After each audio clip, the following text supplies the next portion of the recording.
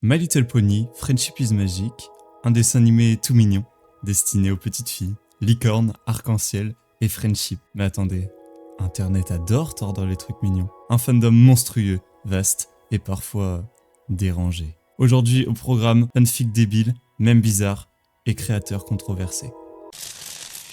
En 2010-2011, quand le public adulte découvre que ces poneys existent, boum, un fandom massif se découvre. Des forums, des sites, des fanarts, des fanfics, Internet s'embrase. Rapidement, certains se disent « Hey, si on sexualise Twilight Sparkle, ça choquera et ça fera rire, ou peut-être kiffer des gens ». Ainsi naît le mouvement du clop, où les poneys deviennent objets de fantasmes. Assez chelou. Les chainboards, des coins sombres de DeviantArt, et pire encore, deviennent des plateformes propices à ces déviances. On peut d'abord penser au board MLP sur 4chan, instauré parce que certains aiment bien tout mélanger. Bienvenue dans le monde sombre de la fandom, des bronies et du clop.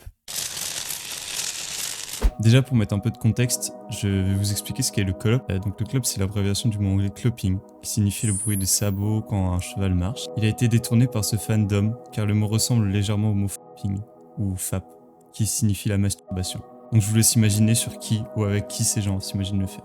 Alors voilà ce qu'on trouve quand on gratte un peu la surface du fandom. Des artistes anonymes, ou pas, qui transforment des poneys innocents en personnages sexualisés.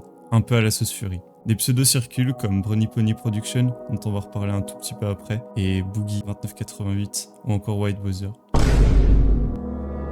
Également des clubfics, des fanfictions qui transforment l'univers pastel en un bordel. Et le pire, c'est probablement des grimdark clubs. En gros, c'est un mélange de violence, de gore et de sexualisation.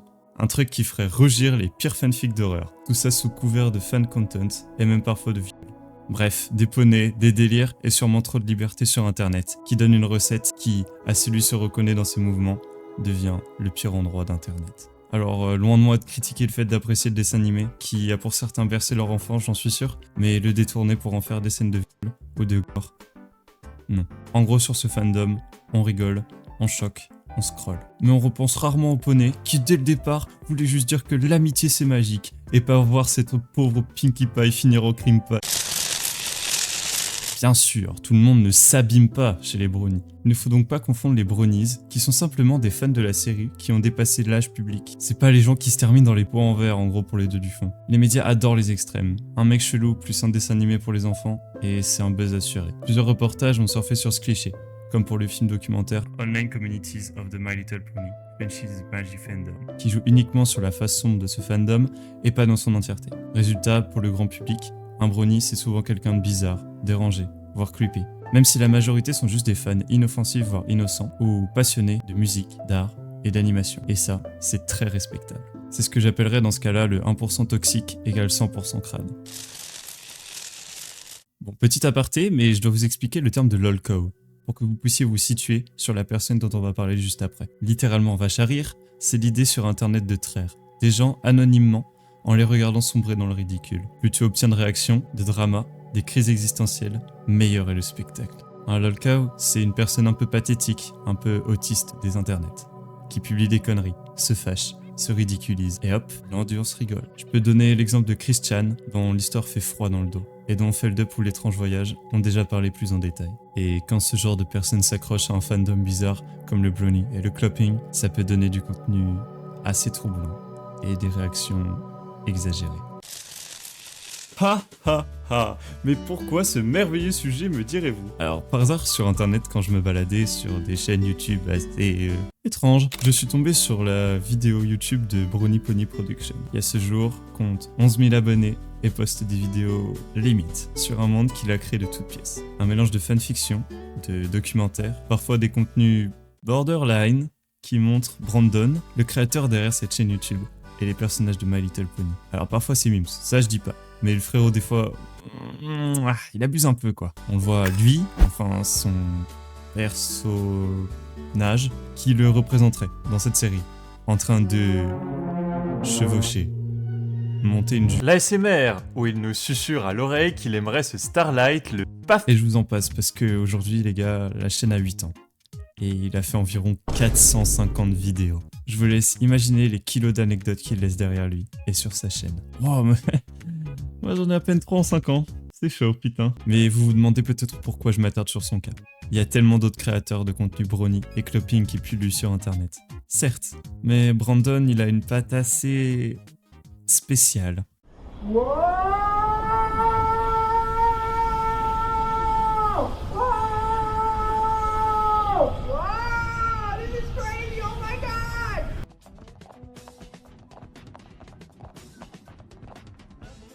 Wow, there she is. Starlight Glimmer. She's so much more beautiful in person. Don't worry, I'll help you out.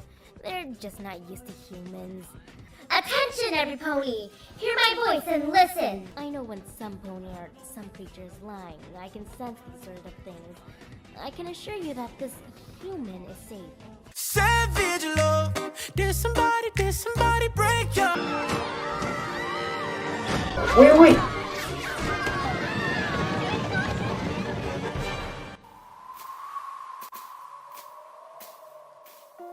Vous avez remarqué?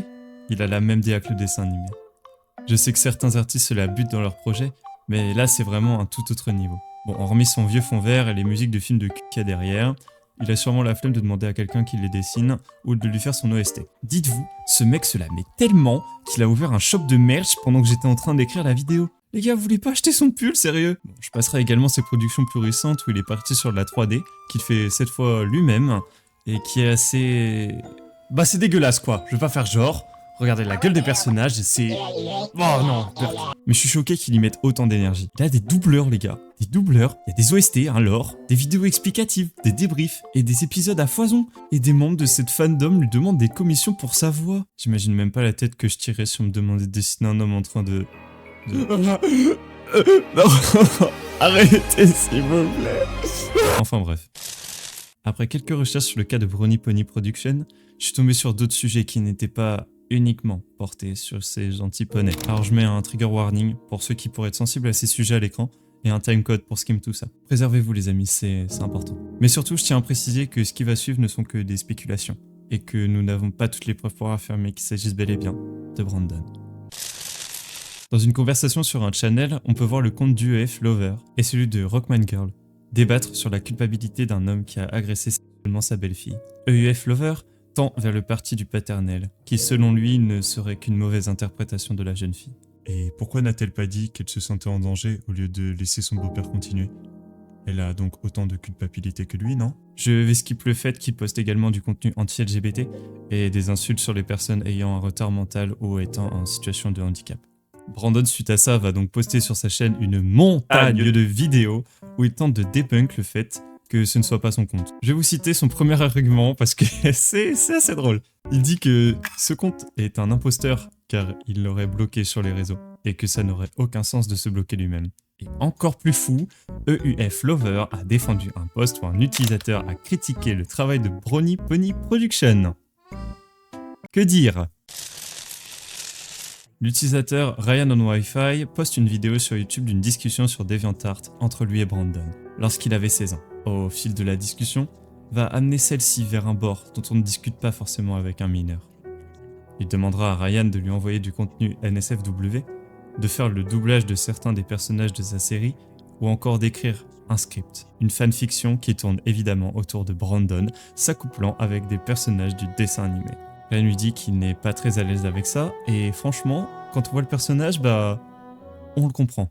Pour aller plus en détail, cette conversation s'apparente à de l'ERP, non consenti, où Ryan jouerait Twilight et Brandon sa propre personne, mais tourné de façon à ce que ce soit, soi-disant, pour sa chaîne YouTube, et que c'est simplement du doublage ou de l'écriture pour une vidéo dite basique. Brandon, voyant qu'il n'obtiendra pas sa super fanfiction, lui demande alors un dessin de Starlight, sur une véritable photo de lui, torse nu.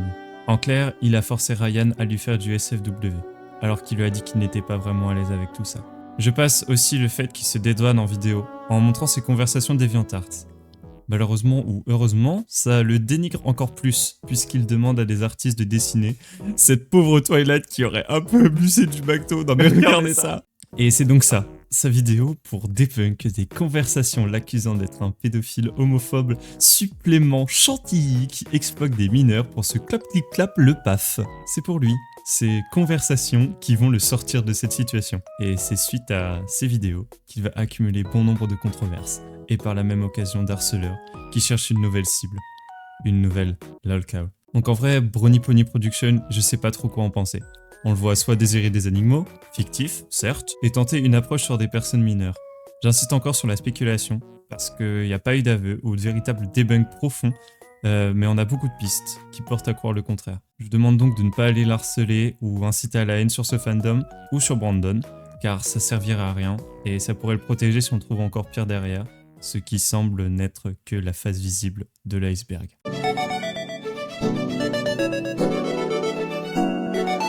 Bref, je me suis attardé un peu sur son cas, mais croyez-moi, il y a bien pire que ça sur cette fandom. Prenez cette vidéo comme une fin pour votre curiosité morbide. C'est juste dégoûtant de voir que des humains de tous les jours ont ce genre de déviance et les partagent sur un réseau où ils se retrouvent tous les jours. Au final, oui, My Little Pony a malheureusement échappé à Internet. Pas toujours par des fans mignons et créatifs, mais par des esprits tordus, pathétiques ou juste en quête de buzz. Mais attention, tout le monde n'est pas un FDP de l'internet. Il y a des artistes, des musiciens, des fans passionnés, des créateurs sympas. Un fandom, c'est comme une société. Il y a du bon, du mauvais et parfois des cas à part. Si vous avez aimé cette vidéo sur le côté crade de ce fandom, je vous laisse vous abonner. Je mets évidemment mes sources en description et je suis présent dans les commentaires si vous avez la moindre question ou tout simplement si j'ai raconté de la merde. Et si vous voulez que je fasse une vidéo plus mignonne avec des arcs-en-ciel, des licornes, pour équilibrer l'équation, je suis chaud, j'en aurais bien besoin. À plus tard peut-être.